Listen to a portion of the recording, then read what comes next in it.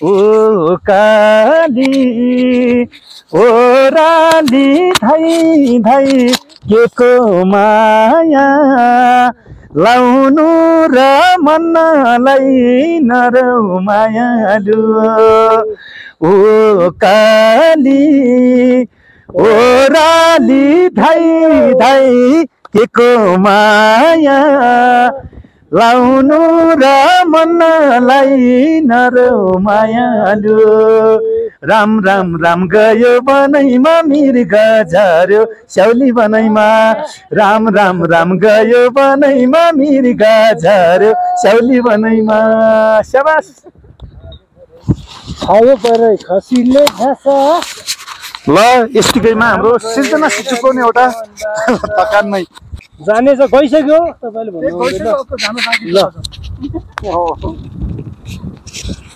मन्दिरबाट फर्की आत्मा फुलको थाली रहेछ निधार कोटीका माथि सिउँदो त्यसै खाली रहेछ सिउँदो त्यसै खाली रहेछ के बर मागी आयो भन तिमीले पुज्ने देउतासित दुनियाँलाई नभने नि भन्नै पर्छ एउटासित भन्नै पर्छ एउटासित मन्दिरबाट फर्की छिट्यो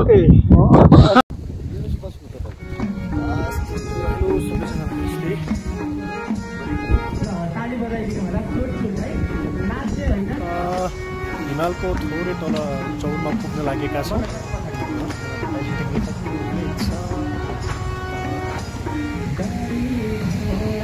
अब हाम्रो यहाँबाट यात्रा सुरु हुँदैछ हामी हिँड्ने यात्रा सुरु हुन्छ बाइकको यात्रा पनि यहाँ सीमित भइसकेको छ हामी यात्रामा छौँ यति बेला आकाश तालको हाम्रो केबिजी यसको क्यामेराम्यान हुनुहुन्छ अहिले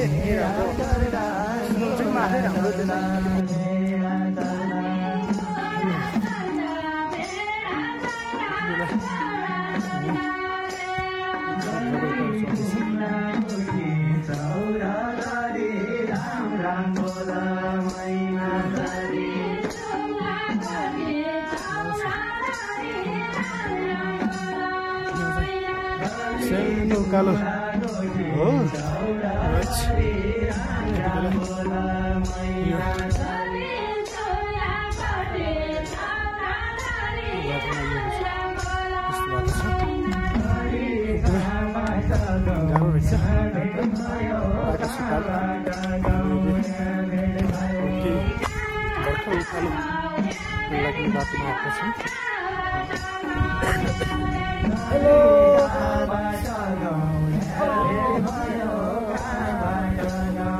बेला हामी थोरै यो कुण्डली र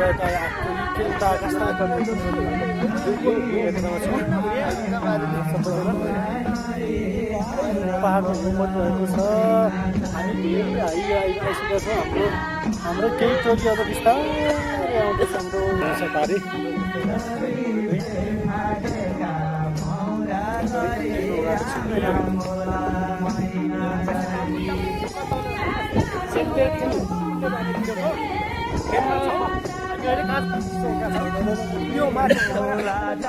एउटा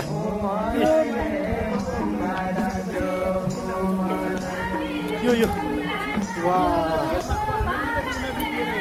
नाइस यो दृश्य हेर्नु नि यो बरफ जमेको छ यसको साइडमा हामी हिँड्दैछौँ माथि यो काठमा फ्रिज बल्ल हाम्रो सास आउनेछ र अहिले सास चाहिँ गएको छैन ठिकै छ यस्तो चिसोमा अगाडि हेरेर ल हाम्रो केही आउँदैछ नि भाइ बहिनीहरू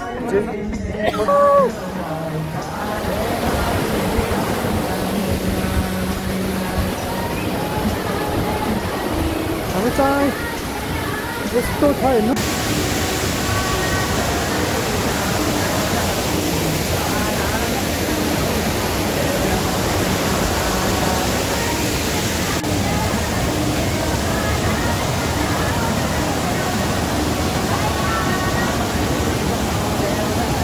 हामी यति बेला दुधकुण्डको यात्रामा छौँ। हाम्रो अहिले यसो यहाँ ब्रेक टाइम भइराखेको छ है। यो तरकारी छ है। टोलीहरू गजब गजब यहाँ सक्दैन यहाँ।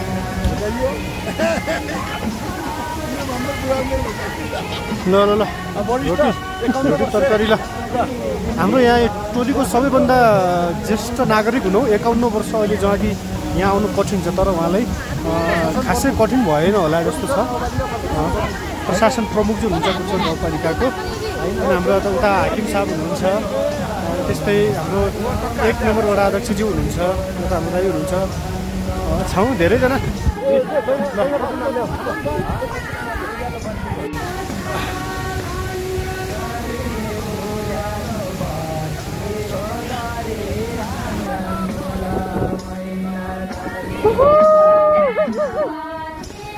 ल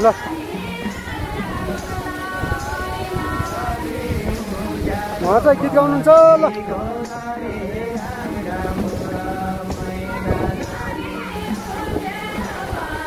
हेलो उहाँ चाहिँ हात खुट्टा टेक्दै यात्रामा। ल ल पेलो पेलो पेलो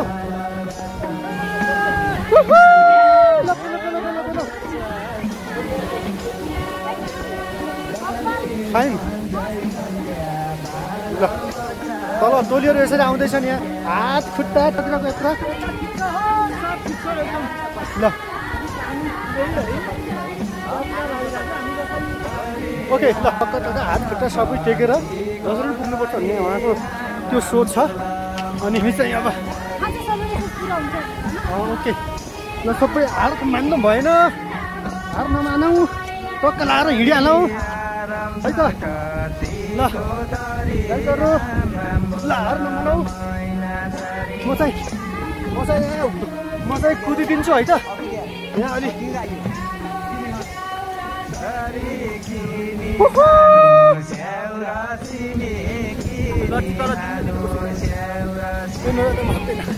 अहिले न पछि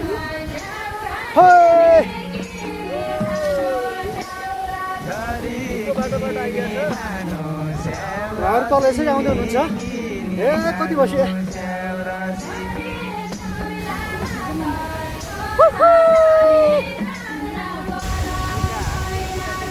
होइन, धेरै सहारा दिन्छ है बत्तीले।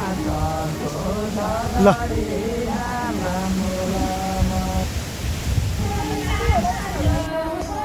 ओहो यहाँ बनाएको भए चाहिँ हुन्थ्यो। ल यो चाहिँ अहिलेको स्थानीय सरकारले यसलाई चाहिँ पनि अहिले घुमाउरो बाटो निर्माण गर्नेछ भन्ने त्यो अपेक्षा लिएका छौँ हामीले। त्यहाँ बरफ छ कि यस्तो बरफ छ हेर्नु न, उता त्यस्तो बरफ छ। यी वाह वाह वाह वाह, यो पहाड चढ्नुपर्ने छ। त्यहाँ बरफ अलरेडी परिसकेको छ सबैलाई है। क्यार्ने अब गाह्रो छ, झ्याउ भने जस्तो भइरहेको छ यहाँ।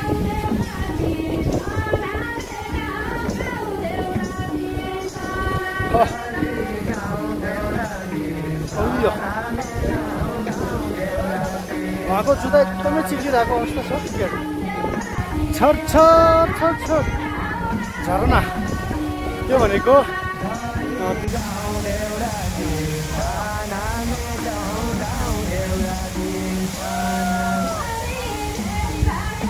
गाइज यति बेला कालो कटाउनै लागेको छ।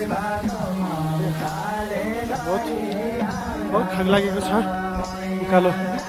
अन्त हामी अहिले दुधकुण्डको यात्रामा छौँ। त्यो दुधकुण्ड पुगेपछि हामी आकाशे तालमा आउँदैछौँ। तल यसरी हिँड्दै त्यही रूपमा कममा गइसकेपछि हामी त्यसलाई रेस्क्यु गर्नुपर्ने भएर हेलो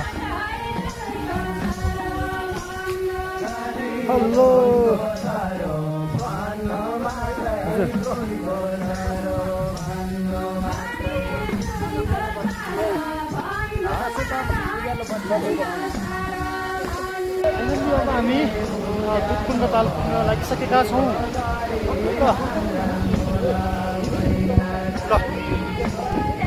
अब यो बाटो बिस्तारै जान्छ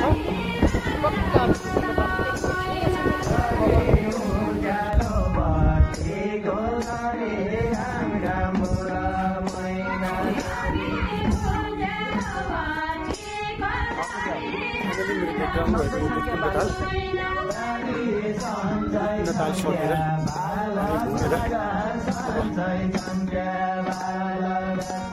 आकाशे ताल जाँदैछ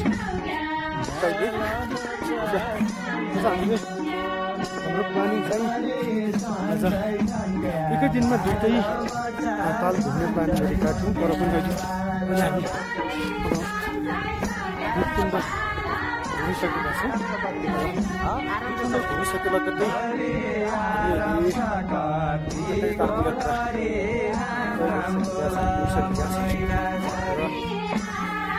बाटोहरू पनि गरेको छ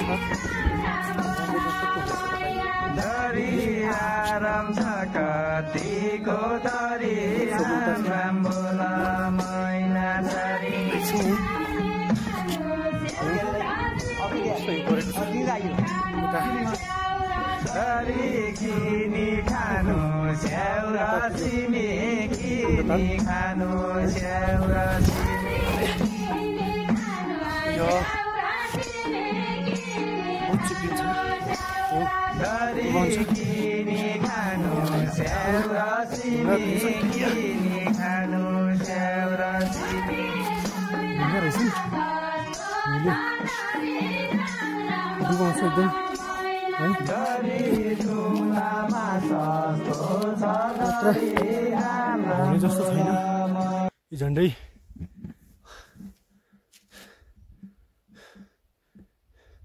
45-46 यो किलोमिटरको उचाइमा अवस्थित छ यो दुधकुण्ड हामी अब 4800 मिटर भन्दा उचाइमा रहेको यो आकाशे ताल घुम्नको लागि जाँदैछौँ अब बाँकी हामी तपाईलाई देखाउने छु है त